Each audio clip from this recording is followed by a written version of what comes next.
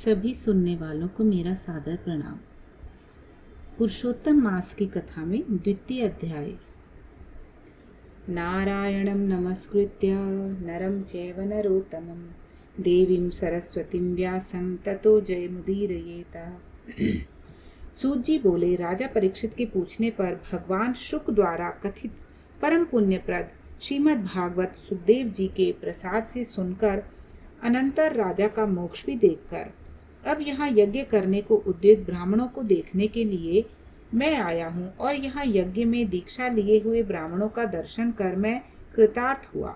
ऋषि बोले, हे साधो, अन्य विषयों की बातों को त्याग कर भगवान कृष्ण द्वैपायन के प्रसाद से उनके मुख से जो आपने सुना है वही अपूर्व विषय हे सुत आप महलोगों से कहिए। आप हम लोगों से कहिए। हे महाभाग, संसार में जिससे परे कोई सार नहीं है, ऐसी मन को प्रसन्न करने वाली और जो सुधा से भी अधिकतर हितकर है, ऐसी पुण्य कथा हम लोगों को सुनाइए। सूत जी बोले, विलोम ब्राह्मण के रूप में क्षत्रिय का चरु मिल जाने से विलोम कहते हैं। विलोम उत्पन्न होने पर भी मैं धन्य हूँ। जो श्रेष्ठ पुरुष भी आप लोग मुझसे पूछ रहे हैं, भगवान व्यास के मुख से जो मैंने सुना है वह यथा ज्ञान में कहता हूँ।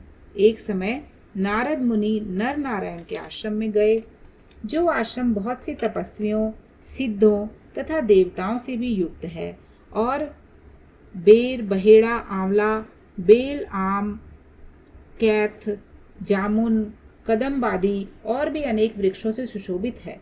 भगवान विष्णु के चरणों से निकली हुई पवित्र गंगा और अलकनंदा भी जहाँ बह रही है, ऐसे नर नारायण के स्थान में श्री नारद मुनि ने जाकर महामुनि नारायण को प्रणाम किया और पर ब्रह्म की चिंता में लगा हुआ मन, जिनका ऐसे जितेंद्रिय काम क्रोध आदि छयों शत्रुओं को जीते हुए निर्मल चमक रही है, अत्यंत प्रभा जिनके शरीर से ऐसे देवताओं के भी देव तपस्वी नारायण को साष्टांग दंडवत प्रणाम कर और हाथ जोड़कर नारद उस मुनि व्यापक प्रभु की स्तुति करने लगे।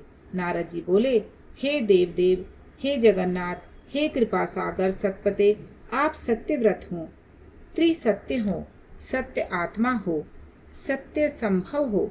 हे सत्यो ने आपको नमस्कार है। मैं आपकी शरण में आया हूँ। आपका जो तप है वह संपूर्ण प्राणियों की शिक्षा के लिए और मर्यादा की स्थापना के लिए है। यदि आप तपस्या न करें तो जैसे कलयुग में एक पाप करने से सारी पृथ्वी डूबती है, वैसे ही एक के पुण्य करने से सारी पृथ्वी तरती है। इसमें तनिक भी संशय नहीं है। पाहल सतयुग आदि में जैसे एक पाप करता था तो सभी पापी हो जाते थे, ऐसी स्थिति हटाकर कलयुग में केवल कर्ता ही पापों से लिप्त होता है। यह आपके तप की स्थिति है। हे भगवान, कली में जितने प्राणी हैं सब विषयों में आसक्त हैं। स्त्री पुत्र ग्रह में लगा है। चित्त जिनका ऐसे प्राणियों का हित करने वाला हो और मेरा भी थोड़ा कल्याण हो, ऐसा विषय सोचकर आप कहने के योग्य हैं। आपके मुख से सुनने की इच्छा से मैं ब्रह्मलोक से आया हूँ। उपकार प्रिय विष्णु है, ऐसा वेदों में निश्चित है। इसलिए लोकोपकार के लिए कथा का सार इस समय आप सुनाइए, जिसके श्रवण मात्र से निर्भय मोक्ष पद को प्राप्त करते हैं। इस प्रकार नारद जी का वचन सुन भगवान ऋषि आनंद से खिलखिला उठे और भुवन को पवित्र करने वाली पुण्य कथा आरंभ की। श्री नारायण बोले, गोपों की स्त्रियों के मुख कमल के भ्रमर, रास के ईश्वर, रसिकों के आभरण, वृंदावन बिहारी, व्रज के पति आदि पुरुष भगवान की पुण्य कथा को कहते हैं। हे नारद, आप सुनो, जो निमेप मात्र समय में जगत को उत्पन्न करने वाले हैं, उनके कर्मों को हे वत्स इस पृथ्वी पर कौन वर्णन कर सकता है। हे नारद मुने, आप भी भगवान के चरित्र का सरस सार जानते हैं और यह भी जानते हैं कि भगवान चरित्र वाणी द्वारा नहीं कही जा सकती, तथापि अद्भुत पुरुषोत्तम महात्मा आदर से कहते हैं। यह पुरुषोत्तम महात्मा दरिद्रता और वैधव्य को नाश करने वाला है, यश का दाता एवं सत्पुत्र और मोक्ष देने वाला है, अतः शीघ्र ही इसका प्रयोग करना चाहिए। नारद बोले, हे मुने, पुरुषोत्तम नामक कौन देवता है, उनका महात्म्य क्या है, यह अद्भुत सा प्रतीत होता है, अतः आप मुझसे विस्तार पूर्वक कहिए। सूत जी बोले, श्री नारद का वचन सुन नारायण क्षण मात्र पुरुषोत्तम में अच्छी तरह मन लगाकर बोले। श्री नारायण बोले, पुरुषोत्तम, यह मास का नाम जो पड़ा है वह भी कारण से युक्त। पुरुषोत्तम मास के स्वामी दया सागर पुरुषोत्तम ही है, इसलिए ऋषिगण उसको पुरुषोत्तम मास कहते हैं। पुरुषोत्तम मास के व्रत करने से भगवान पुरुषोत्तम प्रसन्न होते हैं। नारद जी बोले, चैत्र आदि मास जो है वे अपने अपने स्वामी देवताओं से युक्त है, ऐसा मैंने सुना है, परंतु उनके बीच में पुरुषोत्तम नाम का मास नहीं सुना। पुरुषोत्तम मास कौन है और पुरुषोत्तम मास के स्वामी कृपा के निधि पुरुषोत्तम कैसे हुए हैं? हे कृपानिधे, यह आप मुझसे कहिए। इस मास का स्वरूप विधान के सहित हे प्रभु कहिए। हे सतपते, इस मास में क्या करना चाहिए, कैसे स्नान करना, क्या दान करना, इस मास का जप पूजा उपवास आदि क्या साधन है, कहिए। इस मास के विधान से कौन देवता प्रसन्न होते हैं और क्या फल देते हैं। इसके अतिरिक्त और जो कुछ भी तथ्य हो वह आप कहिए।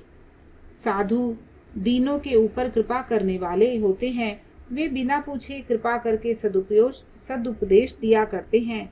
इस पृथ्वी पर जो मनुष्य दूसरों के भाग्य के अनुवर्ती, दरिद्रता से पीड़ित, नित्य रोगी रहने वाले, पुत्र को चाहने वाले, जड़ हैं, गूंगे, ऊपर से अपने को बड़े धार्मिक दर्शाने वाले, विद्या विहीन, मलिन वस्त्रों को धारण करने वाले, नास्तिक, परिस्त्रीगामी, नीच, जर्जर, दास वृत्ति रखने वाले, आशा जिनकी नष्ट हो गई है, संकल्प जिनके भंग हो गए हैं, तत्व जिनके क्षीण हो गए हैं, कुरूपी, रोगी, कुष्ठी, टेढ़े मेढ़े अंगों वाले, अंधे, इष्ट वियोग, मित्र वियोग, स्त्री वियोग, आत्म पुरुष वियोग, माता पिता विहीन, शोक दुख आदि से सूख गए हैं, अंग जिनके अपनी इष्ट वस्तु से रहित उत्पन्न हुआ करते हैं, वैसे जिन अनुष्ठान के करने और सुनने से पुनः उत्पन्न न हो, हे प्रभु, ऐसा प्रयोग हमको सुनाइए। वैधव्य, वंध्यादोष, अंगहीनता, दुष्ट व्याधियां, रक्त पित्त आदि, मृगी, राज्य क्षमादि जो दोष हैं, इन दोषों से दुखित मनुष्यों को देखकर हे जगन्नाथ मैं दुखी हूँ, अतः मेरे ऊपर दया करके हे ब्राह्मण मेरे मन को प्रसन्न करने वाले विषय को विस्तार से कहिए। हे प्रभु, आप सर्वज्ञ हैं, समस्त तत्वों के आयतन हैं। सूत जी बोले, इस प्रकार नारद के परोपकारी मधुर वचनों को सुनकर देव नारायण चंद्रमा की तरह शांत महामुनि नारद से नए मेघ के समान गंभीर वचन बोले। इति श्री बृहद्रथीय पुरुषोत्तम मास महात्म्य श्री नारायण संवाद प्रश्न विधिर नाम द्वितीय अध्याय संपूर्ण। बोले श्री नारायण भगवान की जय।